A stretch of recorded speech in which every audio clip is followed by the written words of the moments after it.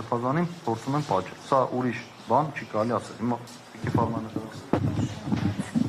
Հարգելի գործընկերներ, նայեք, մեր այստեղ հավաքվելու առաքելությունը հասարակությանը ճշմարտությունը ասելն է, ներկայացնելն է, եւ այս երկու օրվա մեջ շատ հանդիպեցի հարցադրումների, գրառումների, որ ինչ էր ասում վեհափառը կամ ինչու չառաջնորդեց վեհափառը այս համազգային շարժումը կազմակերպելու եւ ինչու չկարողացանք մենք այս դիմադրելով ուրեմն սրբազանի կալանավորումը բացառել։ Փառք Աստծո, որ այդ ամեն ինչը իրականում տեղի չունեցավ, որտեղ վեհափառն էլ այնքան իմաստություն եւ ողջախոհություն ունի, որ չէր կարող իր հոտը տանել բախման։ Այստեղ մի հատ հատուկ ուշադրություն իրավապահները չէին եկել հասարակական կարգը ուղղակի պահելու,